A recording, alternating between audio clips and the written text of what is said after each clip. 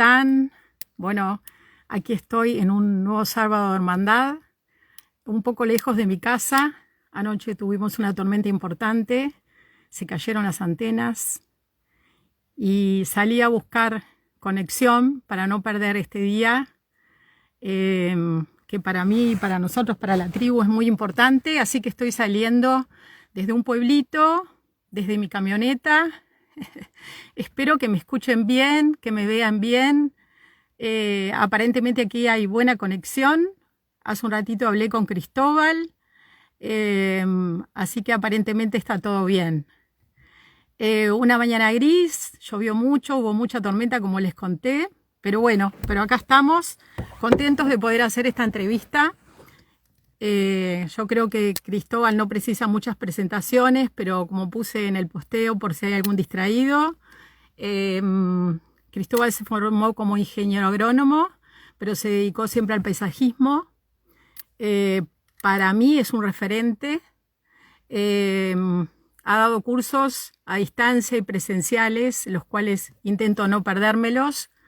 Encuentro que siempre salgo con muchas certezas y también algunas dudas, pero para eso hay que seguir aprendiendo. Así que espero que me escuchen bien, cuéntenme si me escuchan bien, cuéntenme desde dónde nos están escuchando. Y bueno, bienvenidos a este nuevo sábado de hermandad. No voy a darles mucha cháchara, le voy a dar entrada a Cristóbal para que empecemos a hablar del tema de hoy, y seguro se irá por algún otro lugar, que es el jardín en invierno y la importancia del jardín en invierno. Un error que solemos cometer por estos lares es pensar solamente o con mucho hincapié en la primavera, en el verano y en el otoño, y nos olvidamos que tenemos invierno y que los insectos y demás también necesitan alimentarse. Así que bienvenidos todos. Veo que hay chilenos, argentinos, uruguayos, vi por ahí algún paraguayo. Bienvenidos todos, bienvenido Cristóbal. Acá hay siempre unos segunditos de delay, pero ya vamos a estar con... ¿Cómo estás? Bueno, me alegro que la señal esté perfecta, como dijo alguien por ahí, porque la verdad que me puse bastante nerviosa. Que está, la tecnología me supera, para ser honesto, no suelo hacer esto en vivo, así que me demoré un rato, buscaba y buscaba y buscaba. La Loreto de la Cerda, como siempre, ídola, me ayudó. Qué bien, Loreto. Aplausos para Loreto. Siempre en primera fila, Loreto. Acá ya le decimos Loreto. Ya sabemos que es Loreto de la Cerda. Bueno, Y para los chilenos es la tía Lorelei, les cuento la infidencia. ok, Lorelei. Buen día, Cristóbal. Un placer tenerte ahí. Tú Dale, estás un gusto. mejor sentado que yo. Yo me armé un escritorio acá en mi camioneta.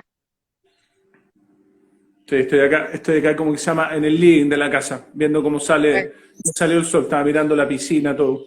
Se viene una lluvia buena, así que estamos esperando porque la sequía acá nos tiene desde el 2010, muy complicado.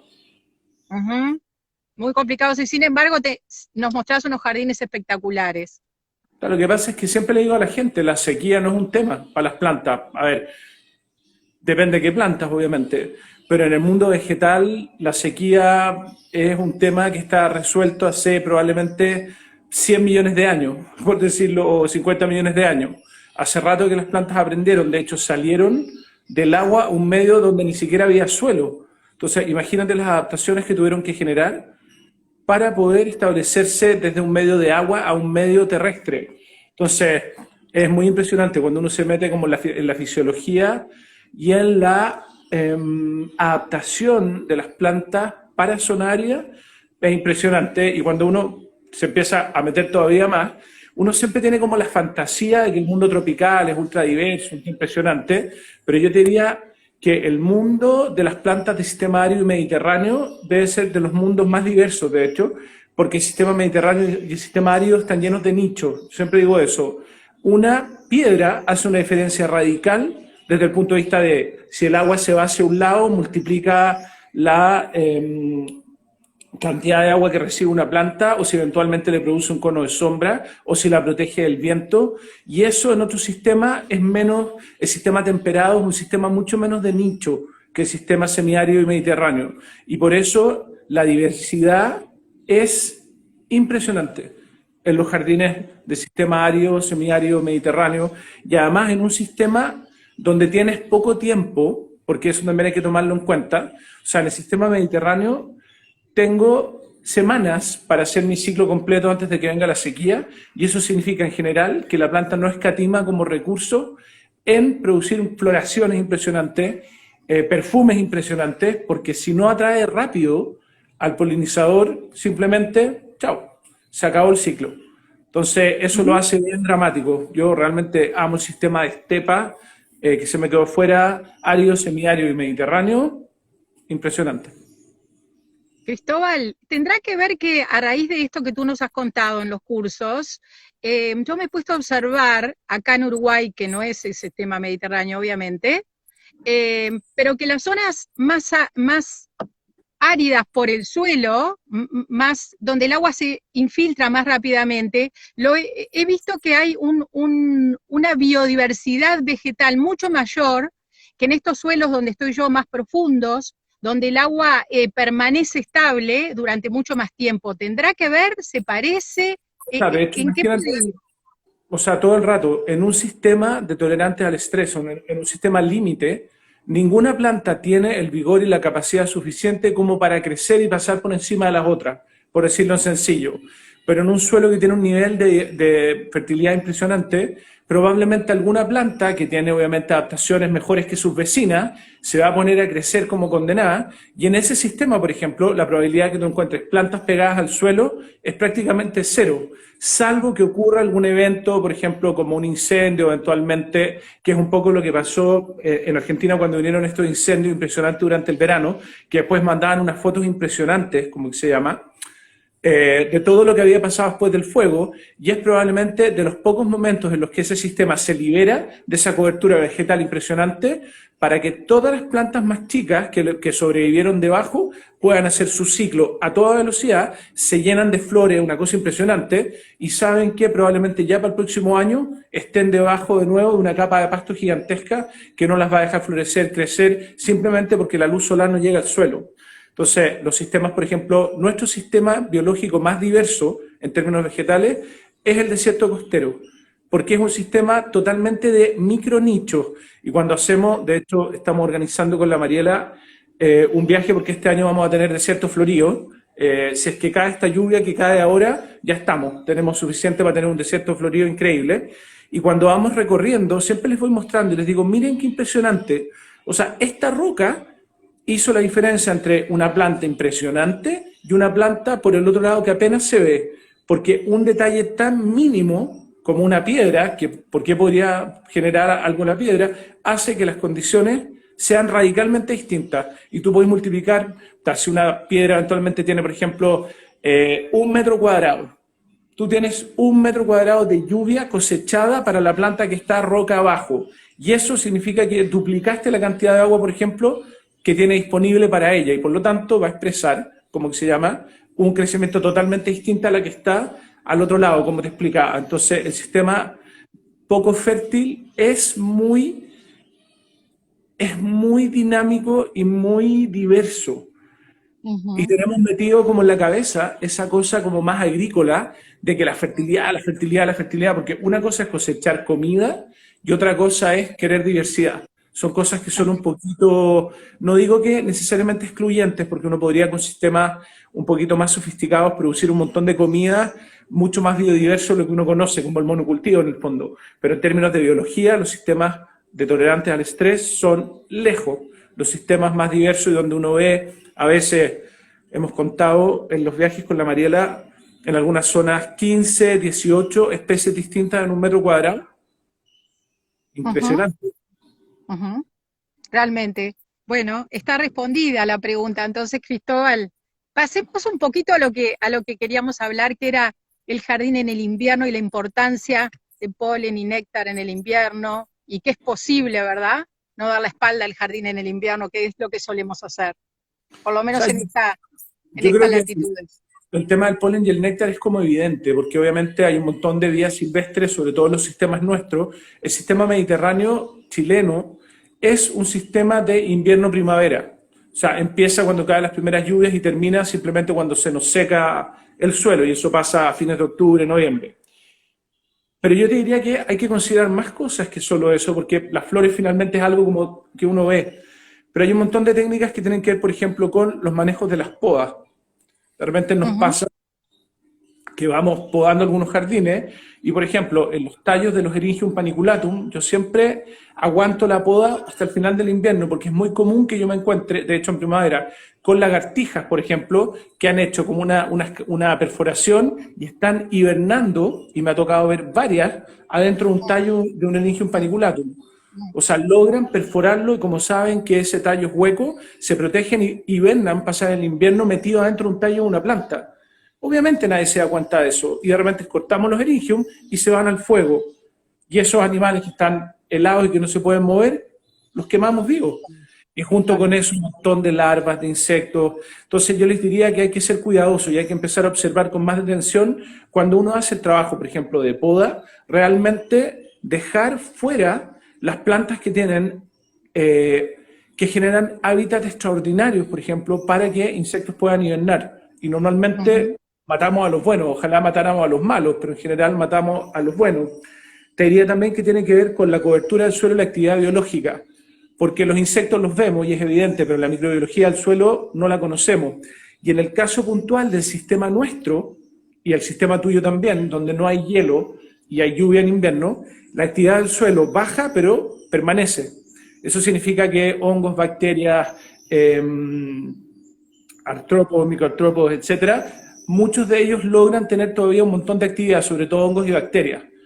Eh, y siempre digo en los cursos que uno se olvida, pero una parte importante de la actividad biológica del suelo, o prácticamente toda, se sostiene en sus dos primeras capas con exudados vegetales.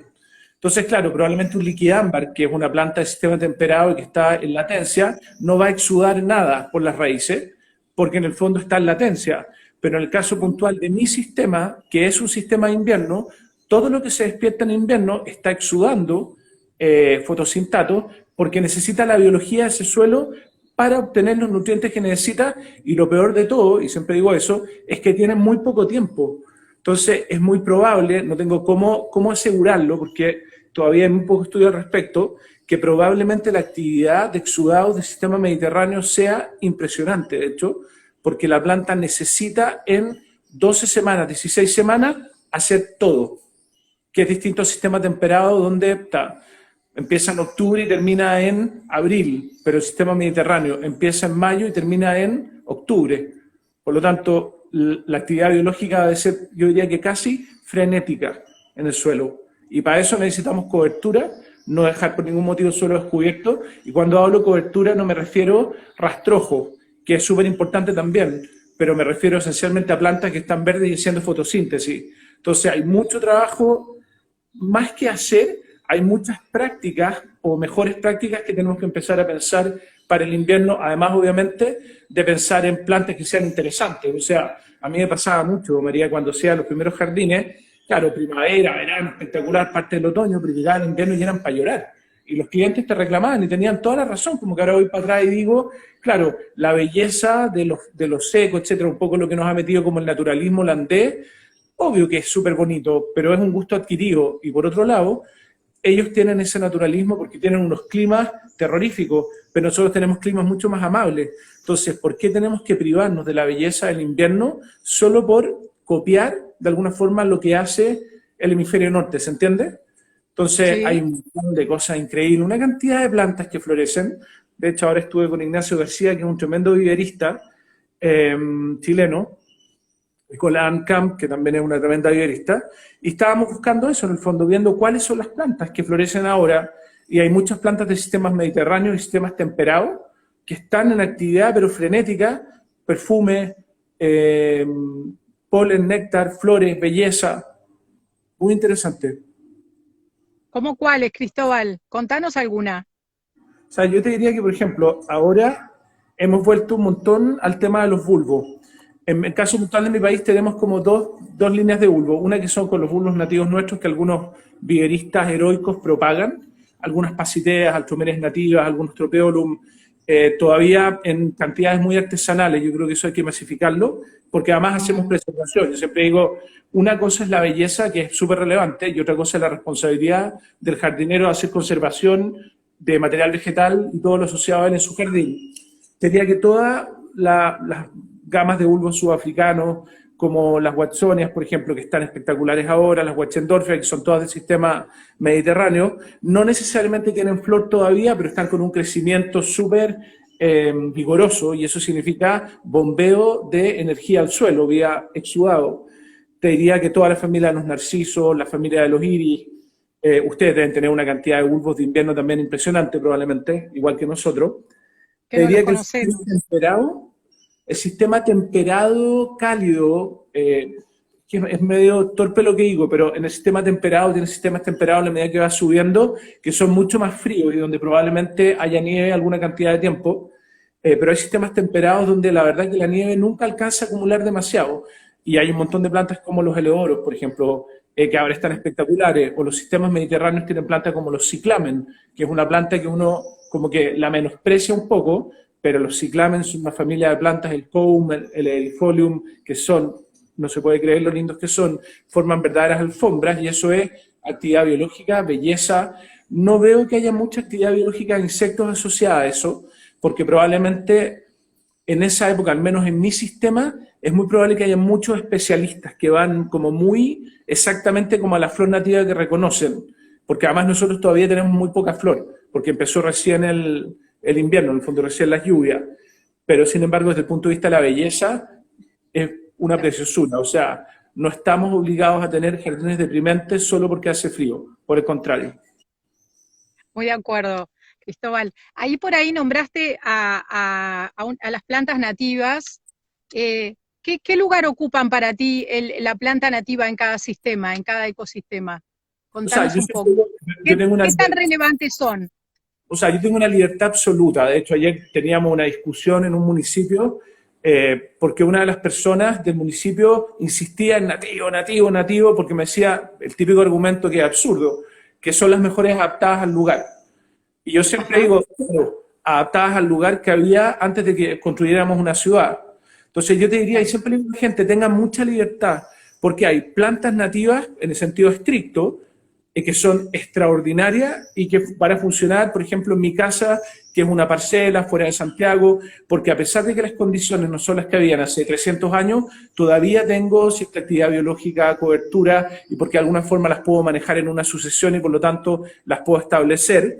Pero eso no quiere decir necesariamente que yo podría hacer lo mismo en una ciudad donde pasa un microbús tirando en una bocanada de monóxido que la planta nativa simplemente no lo soporta, como los maitenes, por ejemplo, que es un árbol que insiste en plantar mucho en ciudad y es un desastre. Y en ese caso puntual, por ejemplo, te diría que hay plantas exóticas que van a soportar esa condición radicalmente mejor. Y de hecho, si tengo libertad, y por eso soy como súper anti-ideología, me cargan los como enunciados, ¿cachai? Porque no les creo nada. No hay ni blanco ni negro, hay como todas las tonalidades entre medio. Y te diría que yo podría eventualmente, por ejemplo, establecer material vegetal nativo en el sentido estricto a través del uso en sucesión de material exótico perfectamente adaptado, no invasor, para volver a generar las condiciones que necesitan para volver a establecerla. Entonces, a mí me encanta eso, porque hay un montón de plantas que la gente dice, maldita invasora, hay que liquidarla, que son plantas que ya silvestraron en Chile, y yo digo, no sean pelotudos.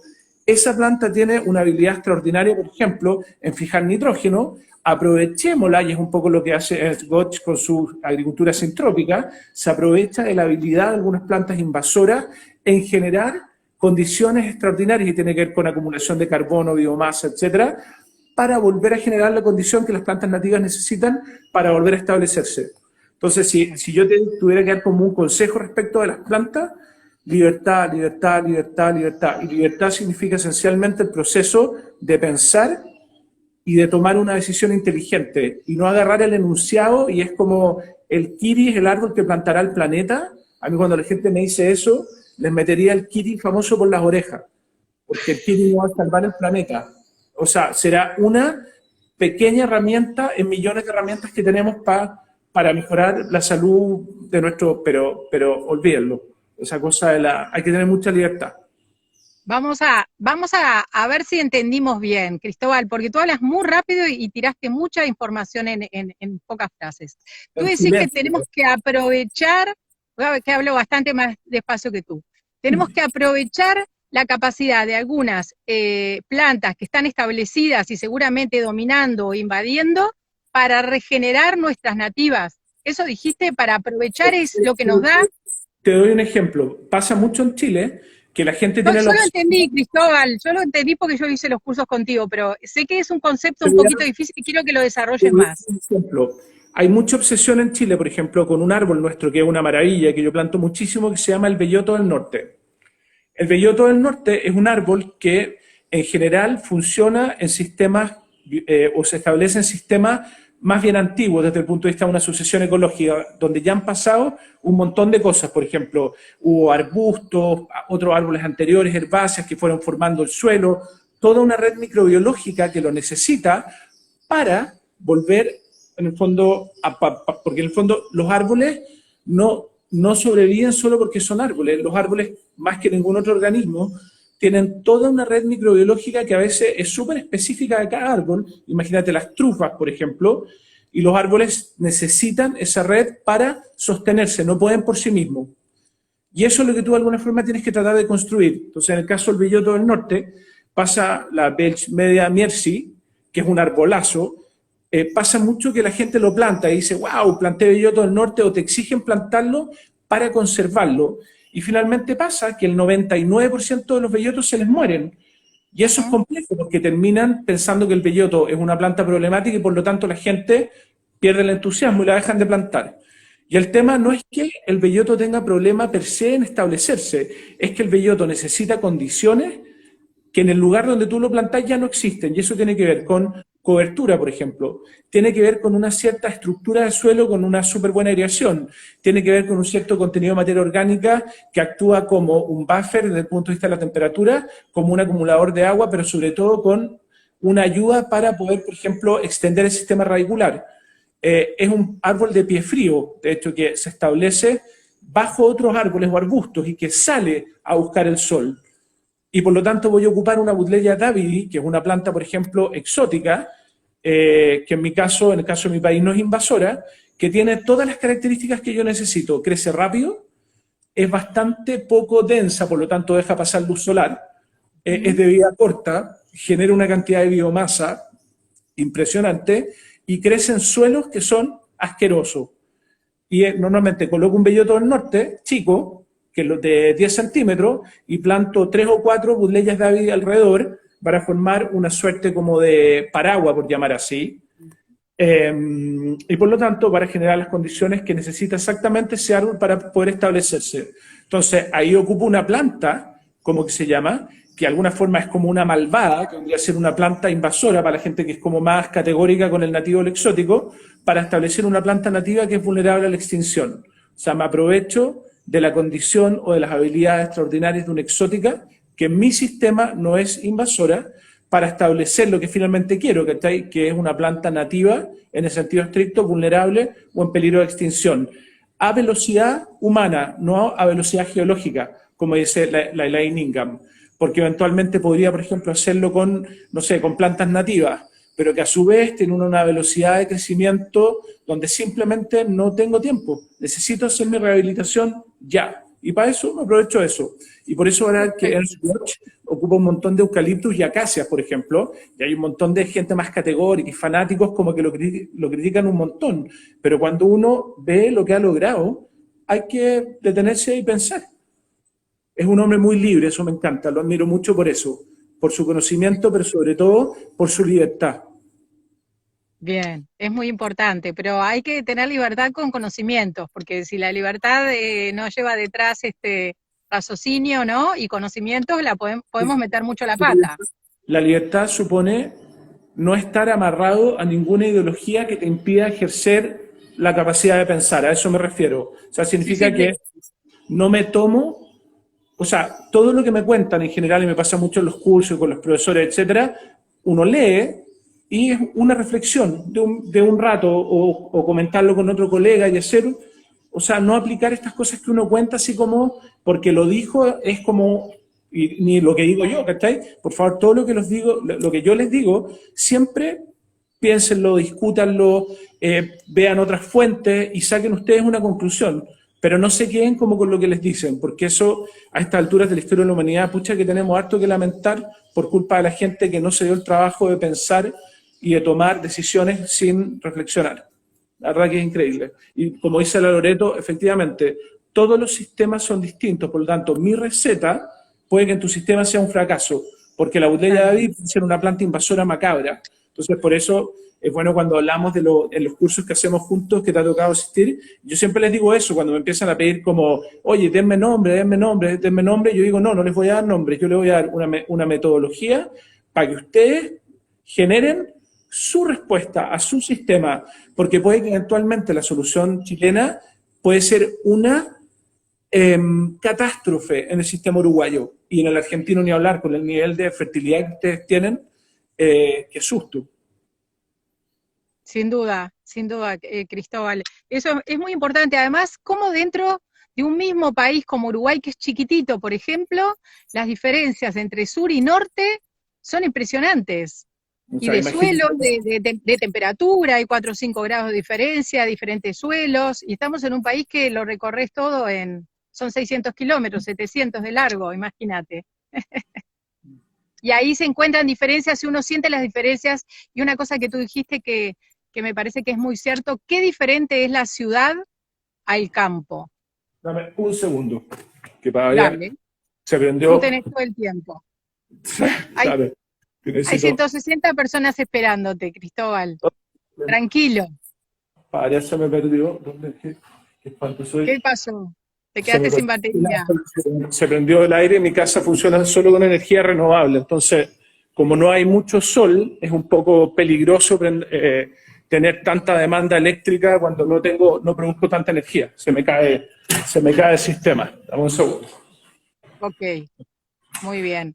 Bueno, aprovechen a hacer sus preguntas. A ver. Listo, ahí estamos. Esas son algunas de las, entre comillas, desventajas de la energía renovable, porque nos acostumbra, que increíble que estamos acostumbrados como a aprender a enchufar, a abrir la llave y que todo funcione, y al final no es tan así. O sea, cuando uno se pasa a renovable, aprende a ser mucho más cuidadoso con la energía, porque en el fondo hay que generarla. Cristóbal, ¿sabés lo que me estoy dando cuenta? Sí, increíble. Que estoy saliendo desde mi cuenta en vez de la de Tribu. Y sí, Y con estos nervios que pasé de trasladarme no me di cuenta. Bueno, qué bacana. Ahora ya está. no importa. Repetimos el otro sábado, hacemos la segunda parte, tampoco es tan grave. Ok, quédense tranquilos que hacemos la segunda. Increíble, pasé tantos nervios en este traslado que llegué acá, que había una excelente señal y dije, acá me quedo.